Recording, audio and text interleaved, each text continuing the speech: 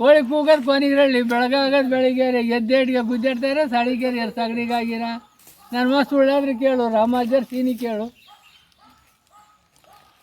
ಅಲ್ಲ ಉಳ್ಳಿ ಬೆಳೆಯೋದು ಹೂಲಿ ಕುಂಟೆ ಸಜ್ಜೆ ಬೆಳೆಯೋ ಸಜ್ಜಿಗೆರೆ ಗಜ್ಜಿ ಮುಕ್ಲರ ಇದ್ದಾರೇನೋ ಮಾತಿಗೆ ತಿಮ್ಮಣ್ಣ ಅನ್ನೋದಕ್ಕೆ ಅದ್ರ ಬಗ್ಗೆ ಒಂದು ಸ್ವಲ್ಪ ವಿವರಣೆ ಹೇಳ್ತೀರಾ? ವಿವರಣೆ ಹೇಳೋದೇನು ಅಲ್ಲಿ ತಾಮದ್ಲು ಕೊಡ್ತೀಯ ಬಿಡಿ ಅಂತ ಅಂದೆ. ಏನ ದ್ರಾಕ್ಷಿ ಕೊಡ್ತೀಯಾ ಯಾರ ಹೇಳಿ ಏನೋ ಮಾಡ್ಕೊಂತೀಯ ಅಂತ ಅಂದೆ.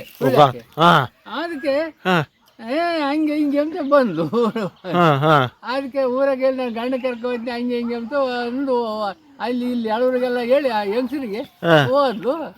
ಅದಕ್ಕೆ ತಿರ್ಗಾ ಬಂದವಳ ಗಂಡ ಕರ್ಕೊಂಡು ಇಲ್ಲ ನಾನೆಲ್ಲ ತೋರಿಸಿಡಿದ್ದೆ ಸುಳ್ಳ ಇನ್ನು ಯಾಕೆ ಅಡ್ರು ಅಂತ ಹೇಳಿದ್ರು. ಅವನು ಯಾರ ಹೇಳ್ಕೊಟ್ಟಿದ್ದಂತ ನಿನಗೆ ಅಥವಾ ನೀನೇ ಹೇಳಿದ್ದ?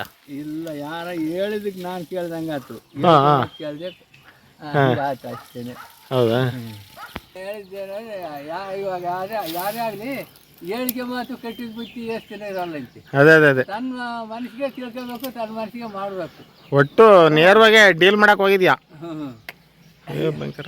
ತಿರ್ಗಾ ಅದೇನಾಯ್ತು? ಏನಿಲ್ಲ ನೀ ಹೇಳಮ್ಮ ನೀನು ಅಲ್ಲಿಗೆ ಯಾವ್ದು ಇಲ್ಲ. ಏನಾಯ್ತು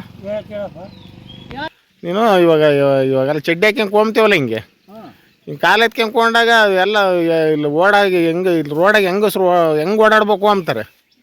ಮತ್ತು ಅದು ಹೆಂಗೆ ಅಂತ ಮತ್ತು ನಾವು ಕುತ್ಕೊಂಬದು ಬೇಡ ಕುಂತ್ಕೊಳಪ್ಪ ನಾವು ಹೇಳ್ತೀಯ ಅಲ್ಲ ಕಣಜ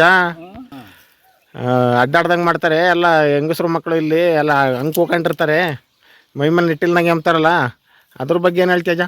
ಇಲ್ಲಪ್ಪ ನಾವೇ ಯಾಕೆ ಅದ್ರ ಬಗ್ಗೆ ಯಾಕೆ ಅವ್ರಿಗೇನು ಬಿಟ್ಕೊಂಡು ಕುಕ್ಕಂದ್ರೆ ಅದ್ರ ಬಗ್ಗೆ